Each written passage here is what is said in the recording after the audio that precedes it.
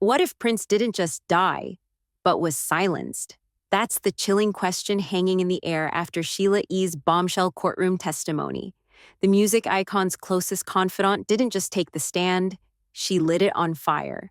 With trembling hands but unwavering words, Sheila E claimed Prince warned her, years before his sudden death, about one man at the center of it all, Diddy.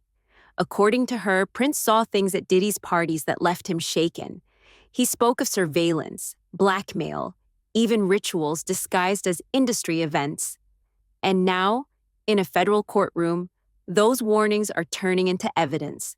From unreleased NDAs to secret footage to a late-night voicemail, Prince left just before his final days. The picture forming isn't just disturbing, it's damning.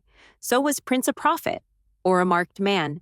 You're watching Chatter Fuse. Don't blink, because what Sheila E says next could rewrite music history.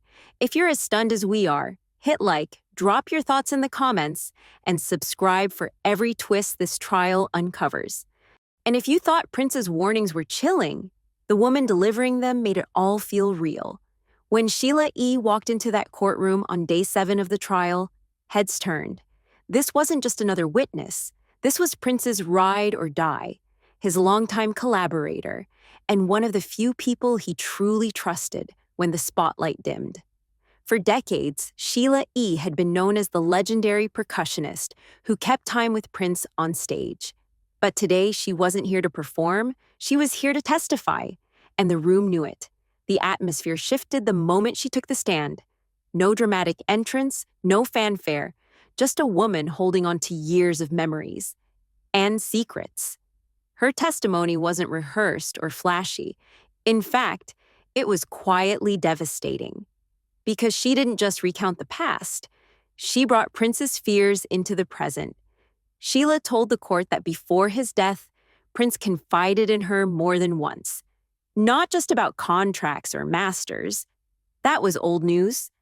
What haunted him, she said, was the growing sense that someone was watching him, and that someone was connected to Diddy. At first, the courtroom didn't know how to take it.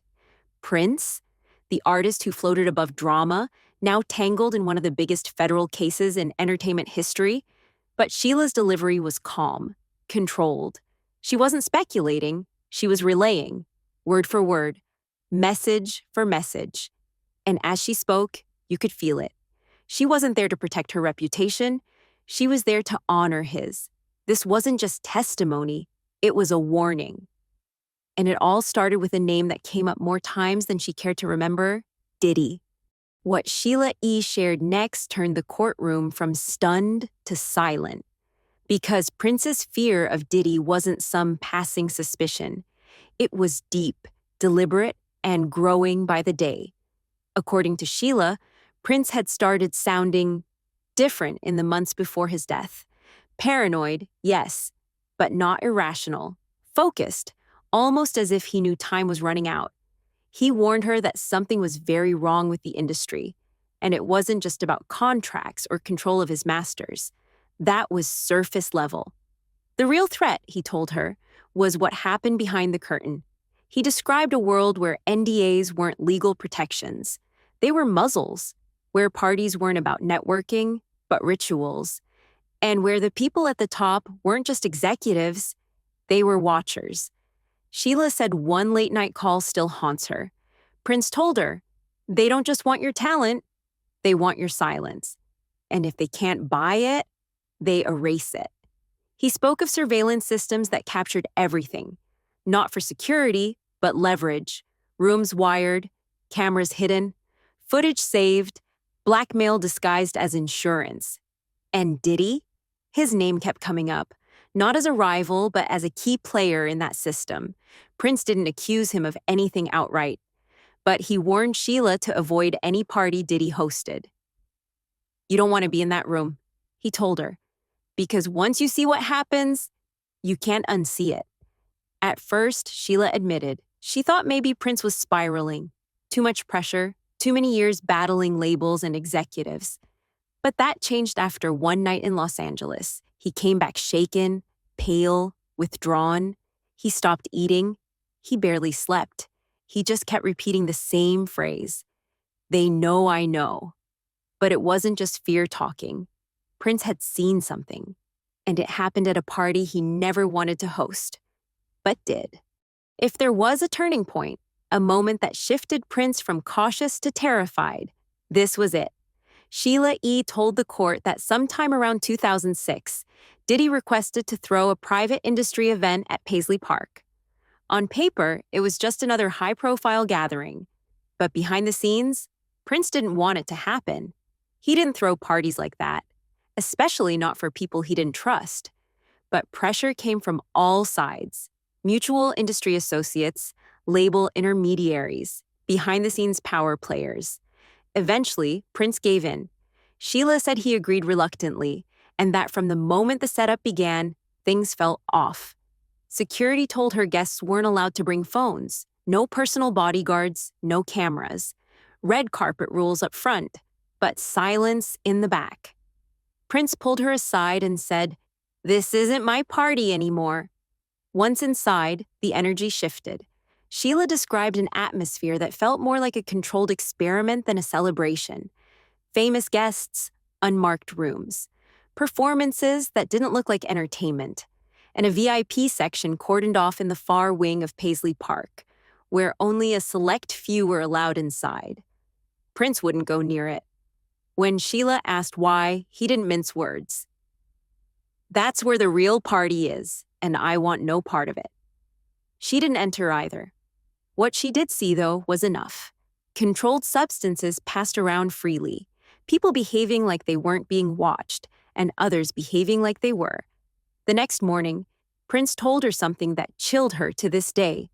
"That was the last time I let him into my home." Something dark came in with him. From that night forward, Prince changed, not just emotionally, spiritually. Something about that party triggered a deeper fear. And Sheila says that's when he stopped calling Diddy a peer and started calling him a problem. After that night at Paisley Park, Prince didn't just retreat, he started connecting dots. And what he saw terrified him. According to Sheila E., Prince began piecing together a pattern, one that pointed not just to exploitation, but to entrapment. He told her that certain parties weren't about indulgence. They were about control. He believed artists were being groomed, lured into environments where they'd be filmed, often without their knowledge, doing things that could later be used against them. And who was behind the camera? Prince didn't say outright, but he kept circling back to one name: Diddy. Not as a party host, not even as a participant. Prince saw him as a curator, someone who orchestrated the environment, then leveraged what it captured. Sheila said Prince described it as a system, one built not just on talent or clout, but on leverage. Artists walked in with fame. They walked out with a secret, and someone else held the footage. NDAs became the leash. Whisper campaigns became punishment. And silence, that was the ultimate currency. Prince reportedly told her, "They don't just want your loyalty, they want the receipts, and if they can't buy them, they'll make their own." By this point, Sheila said, Prince was in full-on defense mode. He began reviewing contracts, tracking studio footage, calling in favors from insiders. And when he discovered that the very executives who'd fought him over his masters were now backing Diddy's empire, something clicked. He told Sheila, "They're all connected. The same machine that tried to bury me built him."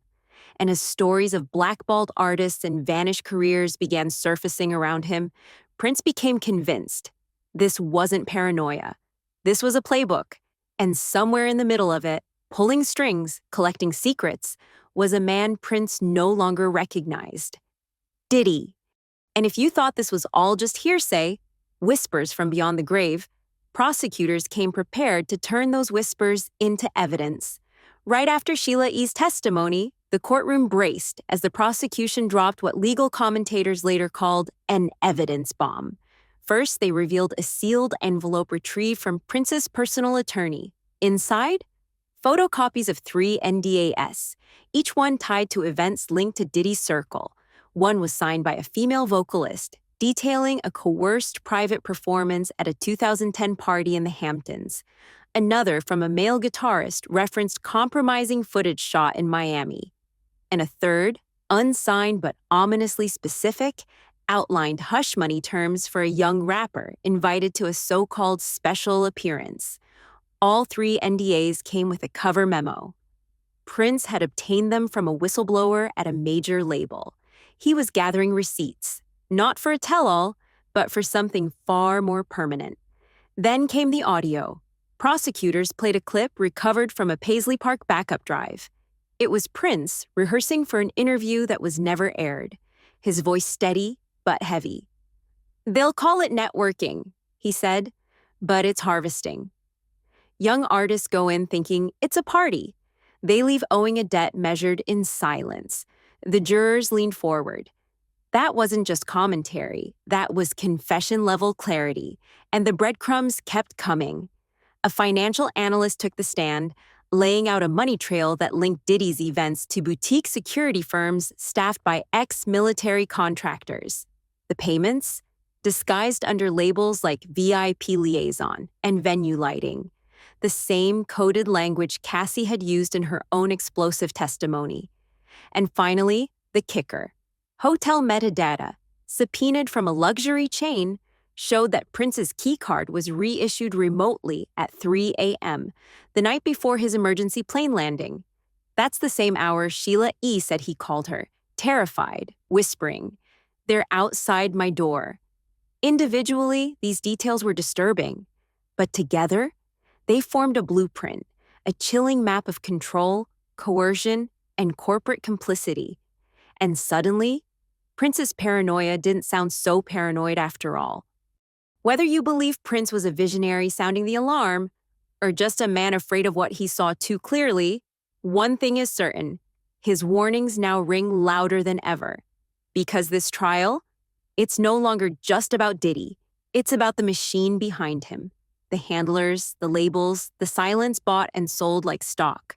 And the artists, the ones who vanished, broke down, or were buried in NDAs, they're not just footnotes, they're evidence.